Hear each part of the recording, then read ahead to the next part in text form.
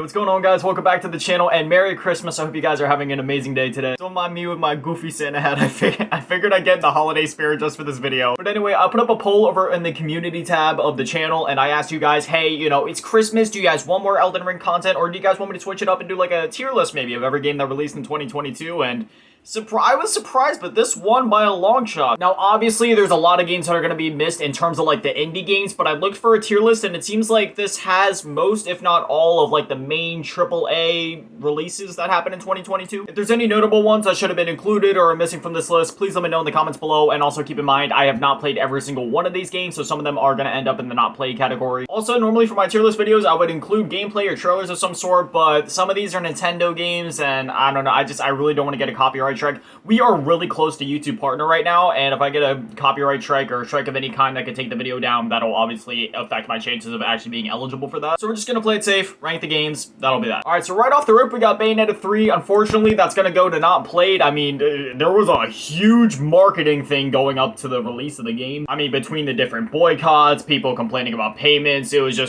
a whole fiasco. We're not gonna go into it here, but if you know, you know. I wouldn't doubt it if there was plenty of people that have never even heard of or haven't played Bayonetta before, but have actually gotten into the series because of all the drama that was going on with it before the release. But yeah, I haven't got my hands on a Switch yet, so unfortunately, I didn't get to play it, but as soon as I get a Switch, I really want to. Next up, we have Callisto Protocol, and I'm gonna put it in F. Do you want to know why? Because of the state that the game released in. I am sick and tired, and this is going to be a trend with some of the games in this list. I am sick and tired of games coming out as completely broken, buggy, unfinished messes. The game itself may be okay, and if that's the case, I will re-rank this one day, but as of now, no, it's absolutely terrible. I played it on Xbox One, and it did not go above 15 to 20 FPS. It was absolutely unplayable. There's gonna be those sticklers that are like, oh, well, you played it on Xbox One, what do you expect? Well, I'd expect them to either A, make a competent game, or B, just don't release it on those systems and make it next-gen only, because between the PS4 and the Xbox One, both of those versions of this game are just no. Citizen Sleeper, unfortunately, I did not play, but I've heard it's gotten some good praise. Same with Call to the Lamb. Oh my gosh, there is a huge cult following for Call to the Lamb. Both of these games are games I really want to get to, especially Call of the Lamb. I've heard amazing things about that one. I've heard there's some weird things, though, like you can make your followers eat feces? Why is Cuphead here?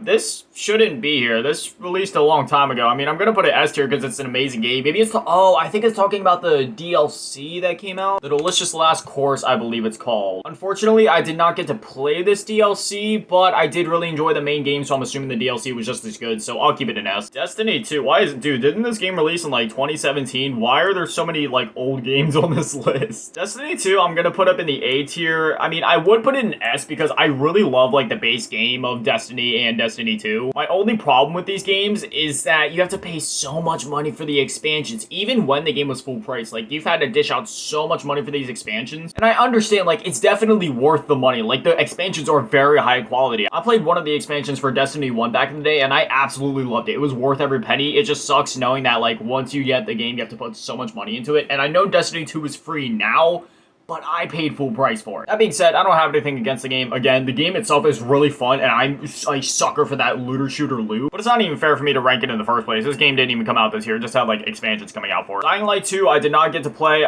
I was excited to play, considering I love Dying Light 1 to death, but I've heard Dying Light 2 is a bit of a letdown, so still looking forward to playing it, but I have my expectations in check. Also, I just wanted to clarify, like, for example, Elden Ring is about to go to S tier, but just because Elden Ring is sitting here on the list doesn't mean that it's not as good as Cuphead, because, like, I know some people rank it in order in the tiers, but I'm not going to be doing that. It's just going to kind of be, like, a general thing, like, Elden Ring goes S tier, meaning it is on the same category as this and this and this. I'm not ranking them individually within the tiers, if that makes sense. I feel like talking about Elden Ring would be a waste of time. Everybody knows it's a phenomenal game. I just beat it for the first time 2 or 3 days ago. In fact, I guarantee that is how 95% of you found my channel. Art direction, amazing. Soundtrack, amazing. Graphics, amazing. Boss fights, amazing. Literally everything about this game is S tier. Evil Dead, the game, I'm gonna put it into C tier. It's not a bad game. It's just not my kind of game. And obviously, this list is subjective. This list is entirely my opinion, by the way, so I mean, if anybody disagrees with it, well, that's okay. We can all have our opinions. I've never really been into games like this. The only game that stuck with me that was in this format was Friday the 13th. Like, I didn't even like Dead by Daylight, I think it's called. It's just really not on my alley. Horizon Forbidden West, I have not completed, but I have played, and just considering that, if I would have completed it, I would have been able to put it S tier probably because I loved what I played, but unfortunately, I didn't get to finish it.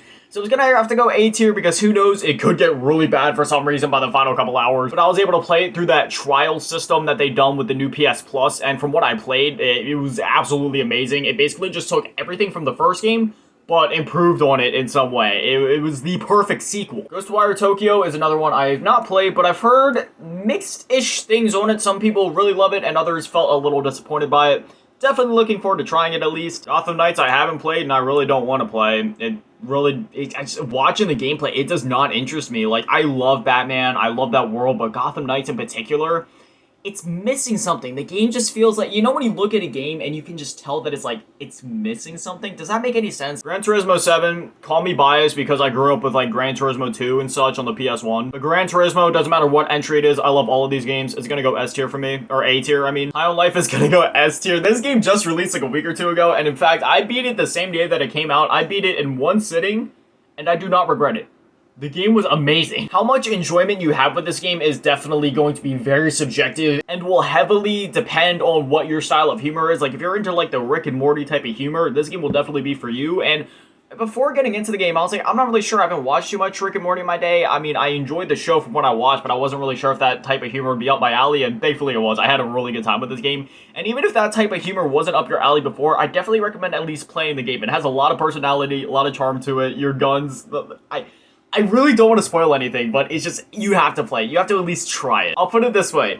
The gun even speaks to you if you pause the game. It's like, what the fuck are you doing? Why'd you pause the game? Let's go through and knock out some of the other ones that I haven't played. Immortality I have not played. Kirby and the Forgotten Lands, I wish I could have played it. I'm a huge Kirby fan, but again, I don't have a Nintendo Switch, so I haven't gotten to play it yet. Mario and Rabbids Sparks of Hope, I also haven't played that. Marvel Midnight Suns, I have not played. Neon White, I did not play. Nobody Saves the World, I did not play. This one, I do not think I played. Quarry, I did not play. Nintendo Switch Sports, I haven't played, but I wish I could have. Sonic Frontiers, haven't played.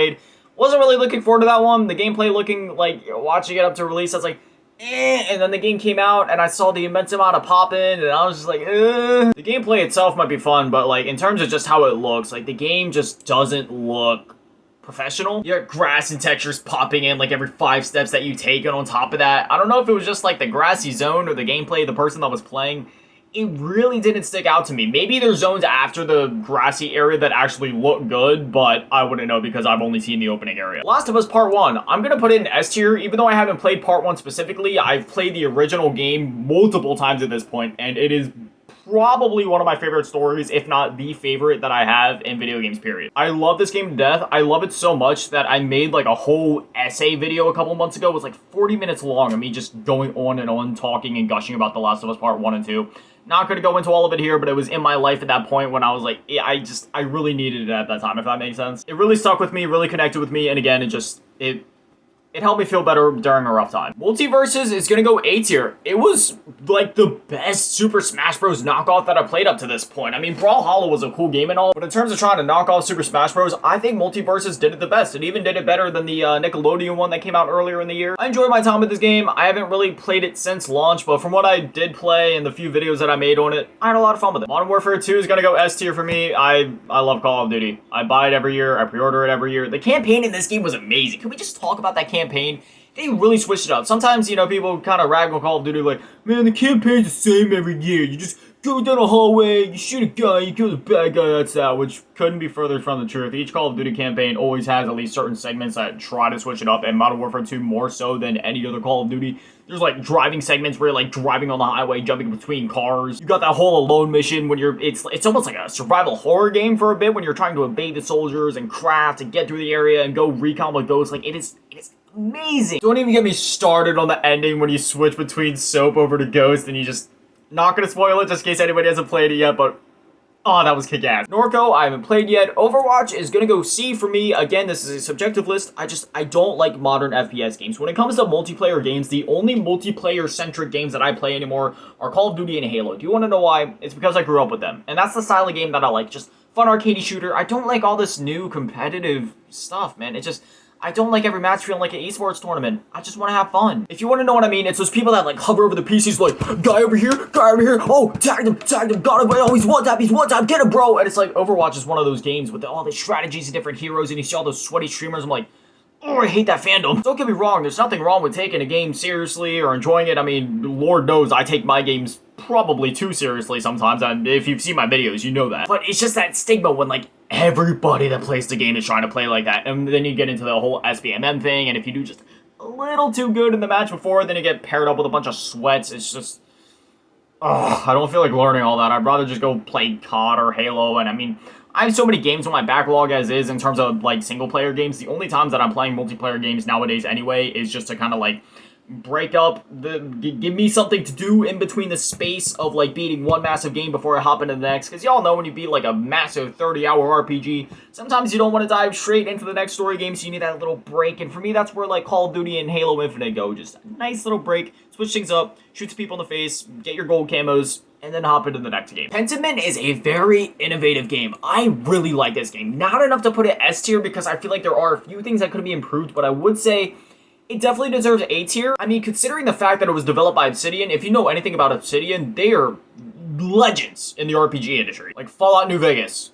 Need I say more? The best Fallout in terms of RPG mechanics. I just really like the approach they have with this game. I don't even know how to explain it. Like, it's kind of like an RPG. It's almost like a point and click, but not really a point and click. There's like a lot of talking and there's like a mystery. It's really hard to talk about this game without spoiling it. Like, if you haven't played it, I would really recommend it. It is on Game Pass, and that is how I played it. However, I do want to actually, like, purchase this game at some point so I can, you know, support them directly, because I would love to see a sequel to this game. It was really cool, and I love seeing developers having the guts to kind of go outside of the box and try making different games again. Some people kind of rag on Game Pass a lot, but I like Game Pass because it gives developers the opportunity to go outside of their bubble and do things like Pentiment. Pokemon Legends Arceus, unfortunately, did not play that, and Pokemon Scarlet Violet, thankfully, I have not played that. I have heard about the sweep of technical issues. It's a game I'll pick up at some point, for sure, because I love Pokemon. Man, I hope it gets patched by the time that I get to it. And the next one, God of War Ragnarok, unfortunately, did not play that one yet either. I'm saving up. As soon as I have enough money, I'm definitely going to buy that game. I've been waiting for it ever since I reached the credits of God of War 2018. So excited for Ragnarok. A Plague Tale Requiem is another one I haven't played yet because I don't have access to any of the new consoles. However, I heard it's really good, and I loved it. Plague Tale Innocence. That's another game I'm really looking forward to getting into. I heard it's more like action-centered almost. Like there's a lot more of the Uncharted moments, we'll call it. So we'll see how that gets fleshed out in the game. Saints Row, people are going to call me crazy, but I'm putting it in A tier. I love the game. I'm a freak of... No, I can't do that in good faith. I can't put it up there with the likes of those. I'll put it B tier. I definitely like it more than these games. Is it a good game by any means? Objectively, absolutely not. But again, I'm weird and I grew up in the PS2 era, so whenever I play games that are objectively bad or poorly designed in terms of how they feel to play, I kind of like it. Don't get me wrong, I can acknowledge that the shooting and fighting and like gunplay and driving and stuff in this game, like none of it felt very good. But for some reason, I adapted to it quite well, and I actually ended up enjoying how it felt, despite knowing and acknowledging that objectively it definitely was not the best that it could have been, and that the prior games to this one, Saints Row 1 through 4, were objectively, like, way better in the way that they feel, the way the guns felt, the way it felt to drive, and stuff like that. The characters in this game, also, I didn't mind them as much as everybody else did, along with the writing. The one thing that I will say, though, every time they try to be funny in this game, it didn't really stick. But the times that they weren't trying to be funny, that's when I laughed. I know that's kind of mean to say, but it's honestly the truth. Again, I don't think it's a bad game. It's a game I actually plan on replaying at some point. It's just, the writing and the characters didn't exactly stick the way that you would expect with a Saints Row game, where the games are basically all about the characters. TMNT Shredder's Revenge S tier. This is one of the best games I've played in a long time, period. Like, this game was exactly what it needed to be. On launch, it worked. There was no bugs. There was nothing broken. It worked. It played amazing. It still plays amazing. It knew what it needed to be. It knew what it wanted to be, and it just did that. There was no sacrifices. Nothing that was taken away from it. It was just the 1990s brought into the modern day, and it's beautiful. Personally, when I was growing up, like, arcades were still a thing and they were still around, and I know there's still a few around nowadays, but definitely not as many as there used to be, so I used to love playing games like this and just getting that little hit of nostalgia again. It feels so good. Sifu, unfortunately, I've not played yet. I really want to get to it, though. I've heard a lot of amazing things about this game and how much praise it's gotten. I am really excited to get to it. Skull and Bones, I've not played. I thought that game got delayed. Did it not? Did it actually come out finally? I don't know. Everything I saw of it, it just kind of looked like the boat sections from Assassin's Creed, but that was it. So, Yeah, no. Weird West I did not play, Two Point Campus I did not play, Xenoblade Chronicles 3 I did not play, Tunic I want to play, and that's probably the game I'll be going to next. Triangle Strategy I did not play, Monster Hunter I did not play, Strangers in Paradise I did not play, Splatoon 3 I did not play, but I played the last of these, and thankfully, all of these games are going to rank really high for me. Lego Star Wars The Skywalker Saga goes S tier. This is another one of those games that actually released and just worked this year. There was no bugs, nothing was broken, it was fun, all the content was there, no egregious monetization, it was just there, and I loved it. It's a very different LEGO game in terms of its formula, but that's okay. I like what they're going for here. It works. There's enough of the old school style of LEGO games. They've been doing that for like almost 2 decades now.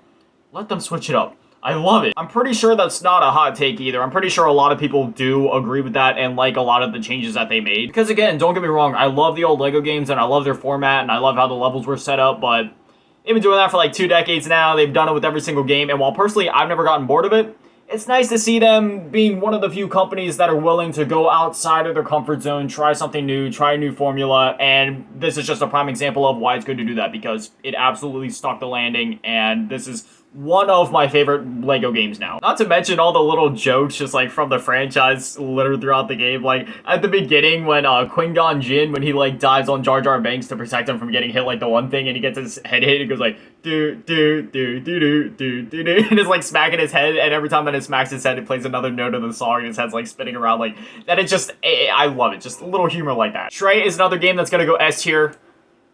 Can you argue with this? You're playing as a cat. Listen, I used to be a dog person, but growing up, now that I'm more like lonely and just like real chilled out, I'm a cat guy. So when I saw that there was a game where I could play as a cat, of course I was gonna love it. Honestly, I played this game on the PS4 and I was surprised at just how good it looked, especially considering it's an indie game. It looks better than even some AAA games coming out. I don't know if it's something with the lighting or just the art direction overall, but I played it and I was like, dude, this is like next gen, but it's on my 9-year-old system. It looks amazing. The fur, I know this is a really weird thing to compliment, but dude, the fur is next level. It looks real. And I found the story to be quite engaging, all things considered. I was expecting just to hop into this game, have it be a nice little fun basic cat adventure, but no, they hit you with a pretty compelling story in it.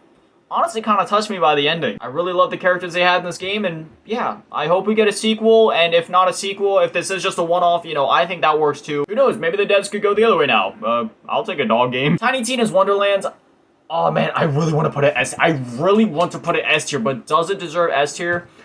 I think I might have to put it in A just because, oh my god, no, does it? I feel like it's better than these though, isn't it?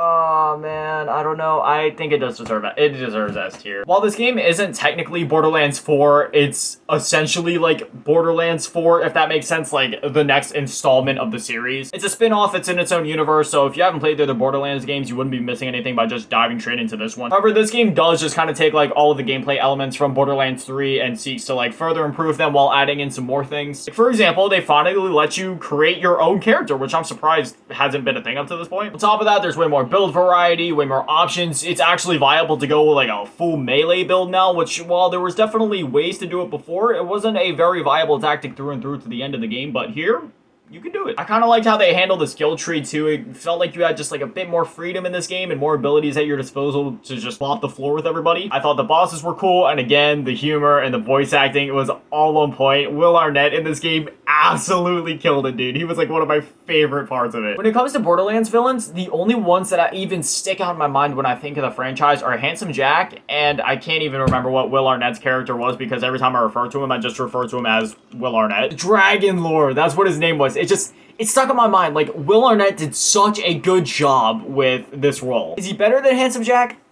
I don't know if I can necessarily say that, but like, he's up there, man. He was a really good villain. Last but not least, it's maybe controversial to say, but my personal game of the year, Trek to Yomi. This one got slept on so hard, and it pisses me off so bad that it got slept on.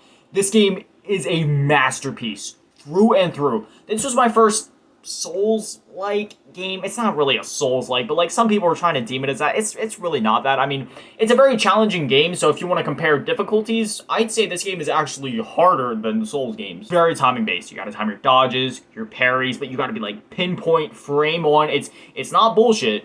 but it's very difficult and it's very demanding. The whole game is in black and white, which may be a turnoff for some. It's also a 2.5D game. Sometimes you'll be going just a straight, like, side-scroller, run to the right side of the screen type thing. But other times the camera will pick up and it'll be more of like a 3D thing, kind of like a fixed angle. Think of like the old Resident Evil games perspective, where you can kind of like run around a little bit, navigate up some stairs, get to the next boss, you know what I mean? Everything about this game is beautiful. Again, the artwork, even though the game is in complete black and white, your mind starts to fill in the colors as you're playing it, because the art direction and the way everything has been laid out in this game in each of the levels, and just the design and the sound, I don't even know how to explain it. It's just, it fills in all of your other senses to a point of where you can, like, it looks normal. Don't even get me started on the soundtrack, alongside the sound effects in general. Like, when you're running through an abandoned temple in the rain, you hear the echoes of your footsteps and the rain, like, slowly falling onto the ground, and as you're striking swords, you can hear the swords clashing and doing that little, like, ching sound. You hear every slash, every tear of fabric, every squirt of blood. It is so gripping. I played this game in surround sounds.